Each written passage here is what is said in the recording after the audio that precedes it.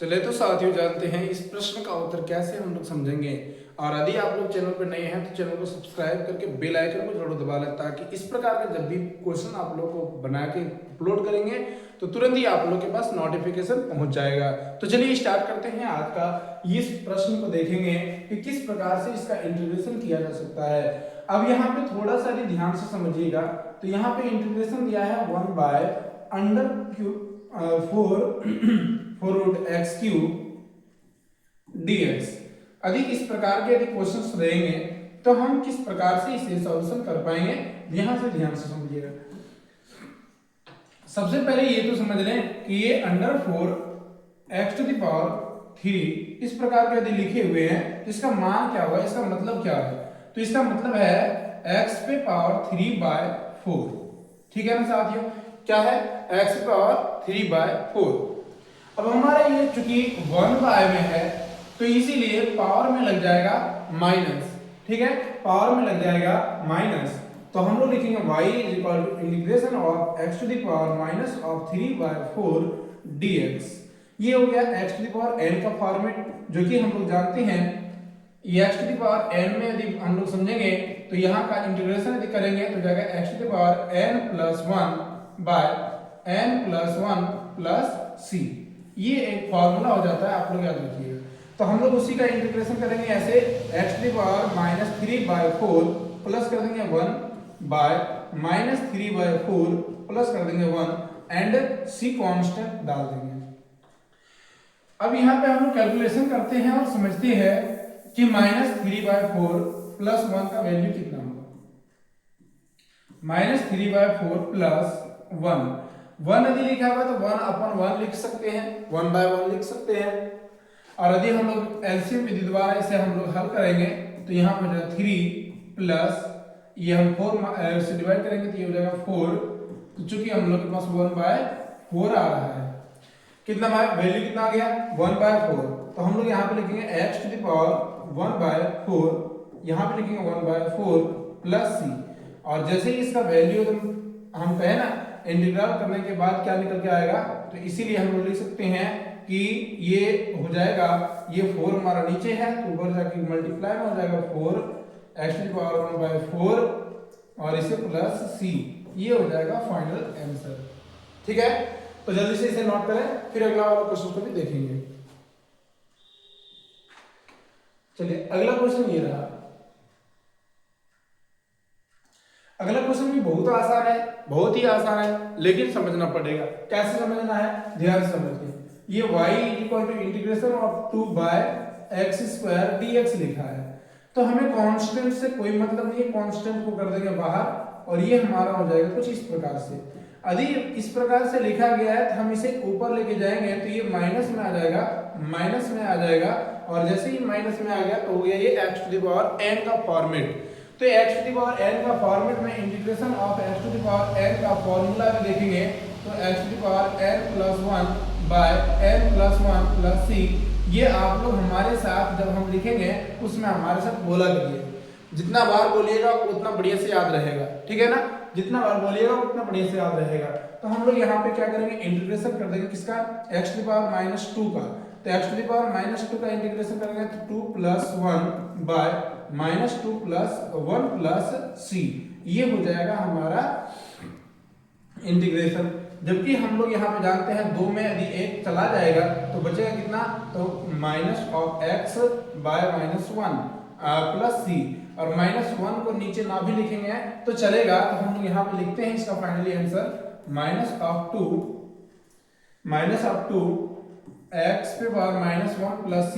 इसे दूसरे फॉर्मेट में लिख सकते हैं इस प्रकार से भी -2/x प्लस c। ये हो जाएगा आंसर। ठीक है ना, ये हो जाएगा आंसर। और यदि आप लोग को समझ में आ रहा है तो लाइक का बटन भी दबा दें और कमेंट करके एक बार कमेंट में भी जरूर लिख दें कि समझ में आ रहा है या फिर नहीं आ रहा है। लाइक भी कर दे साथियों। चलिए इसको जल्दी से नोट डाउन कर लें, फिर अगला वाला क्वेश्चन को भी हम लोग जानते हैं। ये रहा अगला क्वेश्चन, और अगला क्वेश्चन बहुत ही ज्यादा इंपॉर्टेंट है और ये क्वेश्चन मोस्ट वीवीआई है। यदि समझेंगे साथियों कि ये इंपॉर्टेंट क्यों है, क्योंकि क्या है ना कि जैसे कहता है ना कि कोई भी बड़ा सा बड़ा बिल्डिंग जो होता है उसका नींव जो होता है, उसका जो जड़ होता है ना, जड़ी बहुत मजबूत हो तो आराम से हम लोग कितने भी छत तक पहुंच जाएंगे, बुर्ज खलीफा तक पहुंच जाएगा तो कोई दिक्कत नहीं होगा, है ना। तो नींव बनाना पड़ेगा। ये क्या है, ये नींव है, ये क्या है, आधार है, नींव है। तो इसे समझते हैं कैसे इसका इंटीग्रेशन होगा।